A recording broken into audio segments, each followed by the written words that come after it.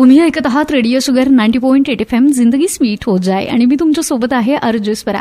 सध्या आपल्याकडे शारदीय नवरात्र उत्सव सुरू आहे आणि आपल्याला खरं तर स्त्री शक्तीचं महत्त्व या दिवसामध्ये जरा जास्ती कळत असतं, त्याची जनजागृती आपण करत असतो. तर अशा वेगवेगळ्या महिला वेगवेगळ्या सेक्टरमध्ये सध्या काम करतात, पण या सगळ्यामधला एक महत्त्वाचा घटक आहे तो म्हणजे आपल्या घरातली गृहिणी.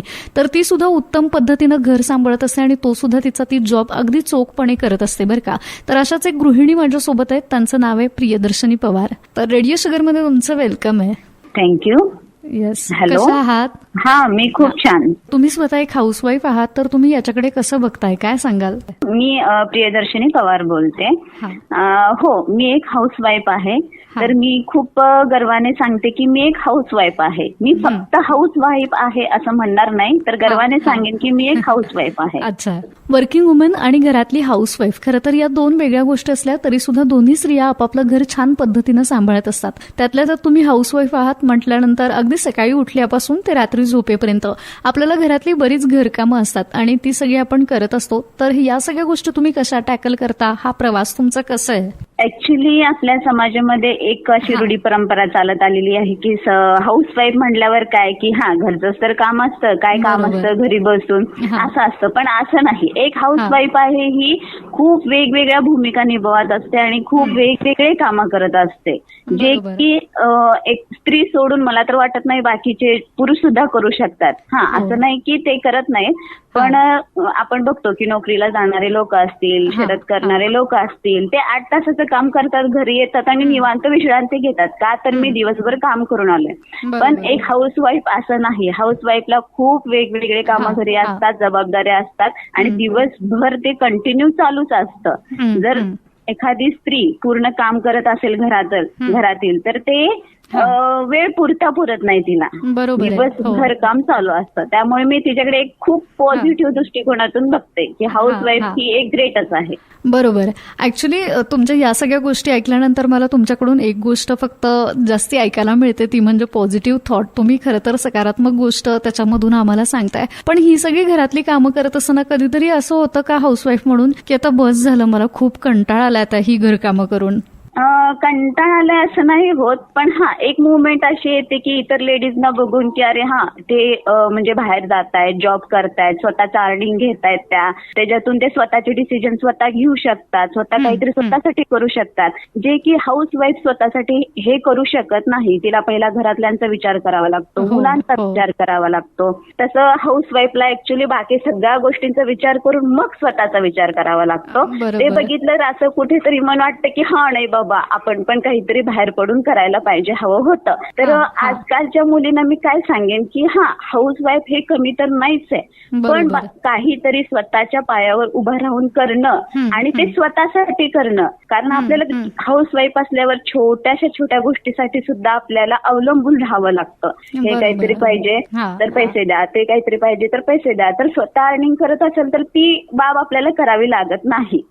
आपण स्वतःच्या मर्जीने केव्हा पाहिजे त्या कोणत्याही वस्तू आणू शकतो स्वतःच्या मर्जीप्रमाणे. पण एक समाजाला त्यातून एक मी गोष्ट पण सांगू इच्छिते की आजकालची स्त्री जी आहे ती बाहेर पडलीये. बरोबर. म्हणजे घरातून बाहेर पडले, घरात जॉब करते, प्रत्येक क्षेत्रामध्ये आहे, म्हणजे शेती काम सुद्धा करते. कोणत्याही क्षेत्रामध्ये गेलं तर आपल्याला स्त्री दिसते. पण तुम्हाला असं दिसतं की घरामध्ये पुरुष सुद्धा स्वयंपाकात करतायत असं दिसतं का? खूप कमी वेळेला दिसतं असं चित्र. खूप रेअर, म्हणजे खूप. एक स्त्री सगळ्या जबाबदाऱ्या ती सांभाळू शकते किंवा वेगवेगळ्या क्षेत्रामध्ये ती पुढे येऊ शकते. त्यामुळे ती स्त्रीची शक्ती खरंच नक्की मोठी आहे. हो. आता तुम्ही सांगितल्या सगळ्या पॉझिटिव्ह गोष्टी, बरोबर आहे. पण असं होतं ना की आपण नातेवाईकांमध्ये जातो किंवा 4 मैत्रिणी आपल्याला भेटतात, मग त्या आपल्या वर्किंग वुमेन असतात, मग आपण त्याच्यामध्ये त्यातल्या त्यात हाऊसवाईफ म्हणून काम करतो. मग असं जेव्हा इंट्रोडक्शन वगैरे आपण एकमेकींचं करून देत असतो वगैरे, मग तेव्हा असं होतं का की अरे मी हाऊसवाईफ आहेत आणि माझ्या मैत्रिणी थोडंसं काहीतरी करतायत वेगळं, आणि असं कधी वाटतं का तुम्हाला? आत एक मनामध्ये सल असते. बरोबर आहे की मैत्रिणी काहीतरी वेगळं करतात, आपण पण काहीतरी वेगळं केलं पाहिजे. हे असं एकदा कुठेतरी वाटतं. हा. पण एक हाऊसवाईफ जर म्हणाल तर ती फक्त घर सांभाळते का? नाही. नाही. ती घरातल्या लोकांना सांभाळते, घर सांभाळते, स्वतः व्यवस्थित राहते, मुलांना सांभाळते हो. आणि सगळ्यात महत्वाची गोष्ट म्हणजे ती उद्याची पिढी घडवतीये. बरोबर. आणि ती पिढी घडवण्यासाठी किंवा मुलांना घडवण्यासाठी ती कष्ट घेते.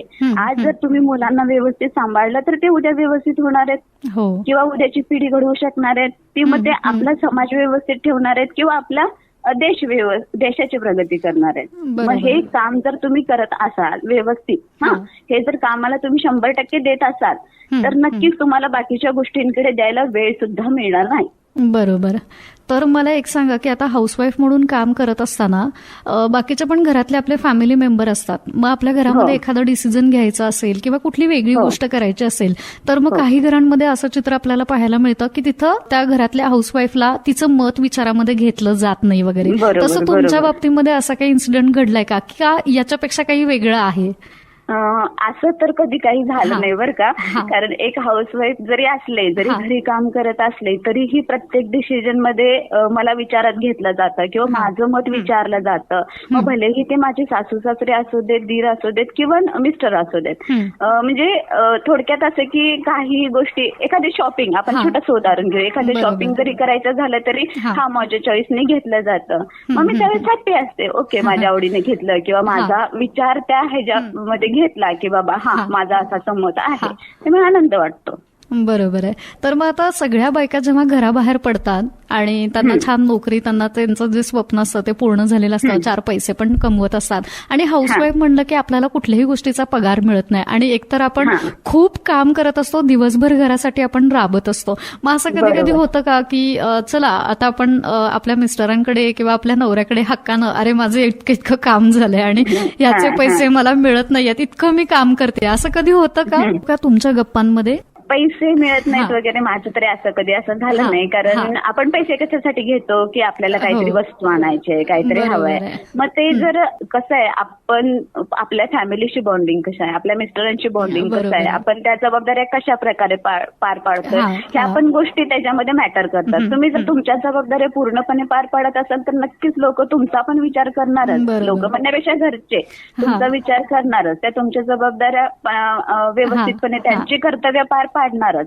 मला त्यातून मिळतात सगळ्या गोष्टी. त्यामुळे मी असं कधी नाही झालं की मला पैसे पाहिजेत आणि मी एवढं काम केलं तेवढं काम केलं. आणि कसं होतं की कम्पेअर टू ज्या बाहेर जाऊन काम करतात महिला, तर त्यांना 4 पैसे तरी मिळतात, त्याच्या डबल खरं तर गृहिणी घरातली जी असते ती काम करत असते आणि तेवढे पैसे तिला आणि वाचवत असते, पैसे वाचवत असते. मी हेच समजते की मी घरकाम करते म्हणजे मी काहीच करत नाही, मी हे कधीच समजत नाही. आजकाल धुणं असेल, भांडी असेल, फरशी असेल, तुमच्या घरातला स्वयंपाक असेल, ह्या टोटल जर गोष्टींचा विचार केला, मिनिमम आपल्याला 7,000 ते 8,000 रुपये या गोष्टींसाठी खर्च करावा लागणार आहे. पुन्हा मुलांचं ट्युशन्स असतील त्याच्यासाठी तुम्हाला 3-4 हजार रुपये खर्च करावा लागणार आहे किंवा मुलांना स्कूलला सोडणे आणणे ह्याच्यासाठी तुम्हाला वर्षाला 15,000 ते 20,000 रुपये खर्च करावा लागणार आहे.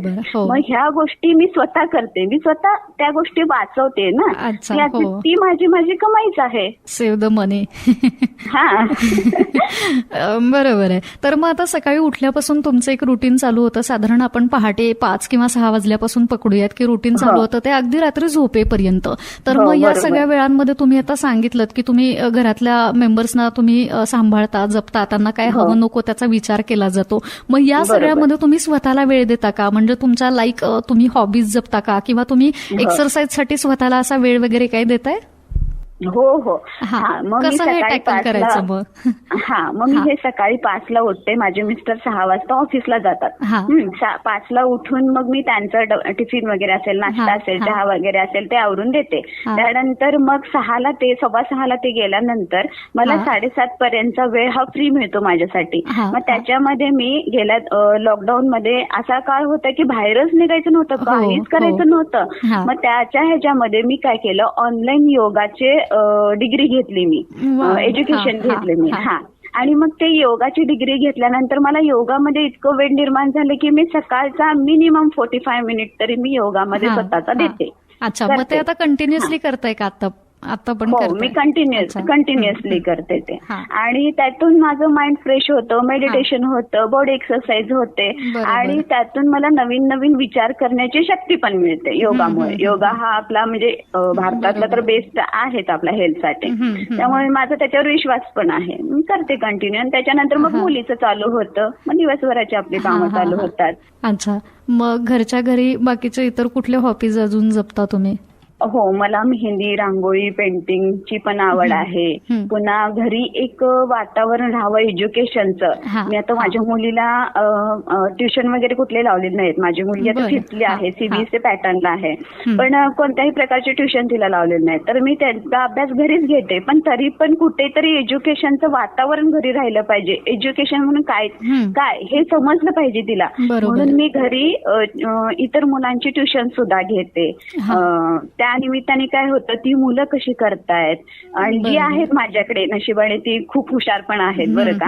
मग ती कशी करतायत, ती ग्रास्पिंग पॉवर त्यांची कशी आहे, त्यांचं स्पीड कसं आहे, एकमेकांना मुलांना ह्याच्यातून बघायला मिळतं किंवा समजतं की आपण काय केलं पाहिजे, तो काय करतोय, ती काय करते. माझं एक वातावरण छान राहतं घरामध्ये, हेल्दी वातावरण राहतं. म्हणून मी ट्युशन सुद्धा संध्याकाळच्या वेळेला घेते. खूप मस्त.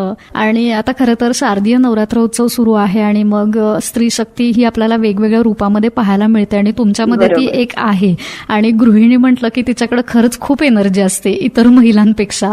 तर त्याच्याकडे कसं बघताय तुम्ही? आजची स्त्री शक्ती कशी आहे तुमच्यासाठी? आता मला परवा मी न्यूज बघितली मध्ये, संगमनेर तालुक्यामधली होती. तर एक स्त्री अशी साधीच होती, शेतकरी महिलाच होती, म्हणजे कुटुंब साधच होतं ते. तर रात्रीची वेळ होती आणि एक तिच्या घराच्या समोर बिबट्या आला आणि बिबट्या आला आणि तिच्या बाळाला अक्षरशः तोंडात घेऊन तो तिथून निघून गेला. पुढे काही अंतरावर जाऊन तो असा त्या बाळाला तोंडातच घेऊन तिथं बसला होता. तर ती बाई होती ना, एकदम अशी चिडचिडत होती, बारीक होती, म्हणजे तिला असं फुंकलं की उडून जाईल इतकी बारीक बिचारी होती ती. तर तरी पण ती तिथे गेली मागे मागे त्या बिबट्याच्या बघायला. तर तो बसला होता तोंडात धरून असा. तर तिच्यात कुठून ताकद आली देव जाणे, आणि ती अक्षरशः तिथे जाऊन काठीने त्या बिबट्याला मारून मारून त्याच्याशी भांडून त्या बाळाला तिने वाचवलं अक्षरशः. म्हणजे ती साधी स्त्री होती, ती काय कुठं अशी सुशिक्षित खूप मोठ्या ह्याच्यात जिम मध्ये जाऊन वर्कआउट करून बॉडी कमवलेली अशी काही सुद्धा नव्हती. मग तिच्यात ती ताकद आली कुठून?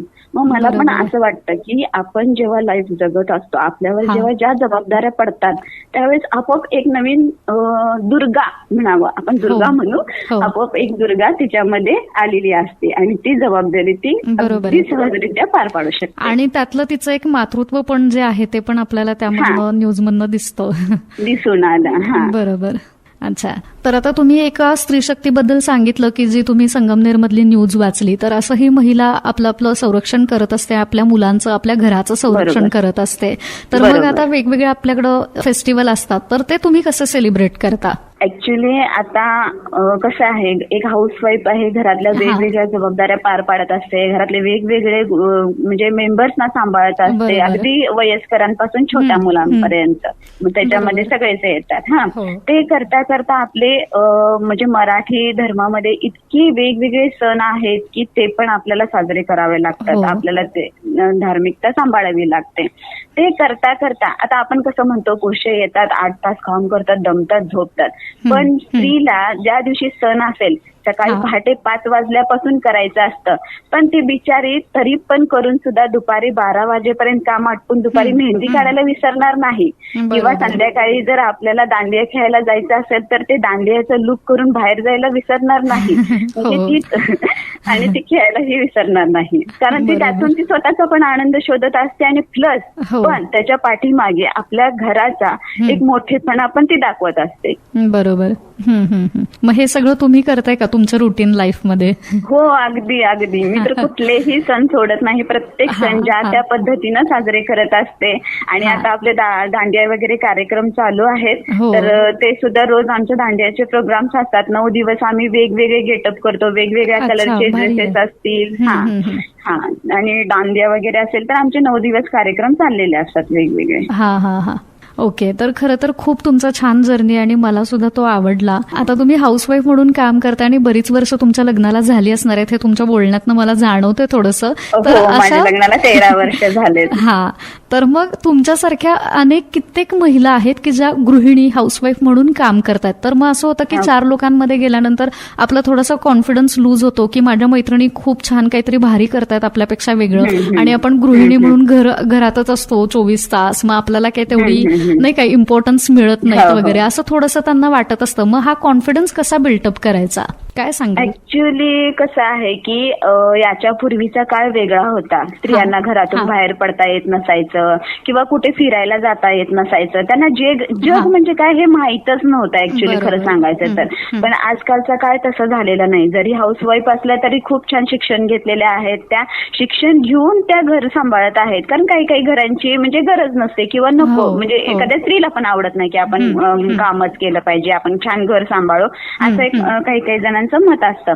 तर स्त्रिया काय करता आहेत सध्याच्या आताच्या नवीन युगाच्या स्त्रिया घर पण फार छानरित्या सांभाळता आहेत. प्लस समाजात सुद्धा बाहेर गेल्यानंतर इतक्या छान, मला तर बघून फार कौतुक वाटतं की त्या एवढ्या छान स्वतःला मेकअप असेल किंवा प्रेझेंट करणं असेल, बोलणं असेल, समाजात वावरणं असेल, स्त्रियांचं बदललेलं आहे आजकाल. त्या पूर्वीप्रमाणे राहिलेल्या नाहीयेत आणि घाबरट लाजऱ्या अशा तर अजिबात राहिलेल्या नाहीयेत. उलट मी तर ते तर आहेच आहे. आणि मी तर म्हणेन की असं म्हणजे समाजात त्या स्वतःला इतक्या सुंदररित्या प्रेझेंट करतायत की आजकालच्या स्त्री, की बघून कुणीही म्हणणार नाही की ही हाऊसवाईफ आहे. मी माझंच उदाहरण सांगते. मी समाजात जर गेले आणि कुठेही आपला काही कार्यक्रम असेल समाजामध्ये किंवा काही मीटिंग असेल किंवा काही असेल, स्कूलमध्ये असेल, मला प्रत्येक वेळी क्वेश्चन विचारला जातो की मॅडम आपण कुठे जॉब करता, कुठे काम करता, आपण कुठे, हा प्रत्येक वेळी प्रश्न विचारला जातो. त्यावेळेस असं मला फील होतं की मी घरी हाऊसवाईफ असून सुद्धा मी कुठेही कमी पडत नाही समाजात वावरताना. बरोबर आहे. मग तसंच इतर महिलांनी सुद्धा हा कॉन्फिडन्स आपला आपला असा बिल्टअप करायला हवं, बरोबर ना? हवा. निदान कसं आहे, एक प्रत्येक फॅमिलीची नीड ही वेगवेगळी असते, गरज वेगवेगळी असते. किंवा काही काही स्त्रिया अशा पण आहेत की घर सांभाळून जॉब वगैरे करतात. त्या ऍक्च्युली खरंच ग्रेट आहेत. मी त्यांना ग्रेटच म्हणते, त्यात काही वादच नाही. पण कसं होतं, आता पुणे असेल, मुंबई असेल, आपलं कोल्हापूर असेल किंवा आणखी मोठ्या मोठ्या सिटीज आहेत, तिथे लेडीजना कंपल्सरी म्हणजे फॅमिलीमध्ये दोघांना कमवावं लागतं. तेव्हा मुलांची एज्युकेशन असतील किंवा आजकालच्या वाढत्या गरजा असतील ह्या भागाव्या लागतात त्यांना, बरोबर. मग त्याच्यासाठी दोघांनी काम करावं लागतं.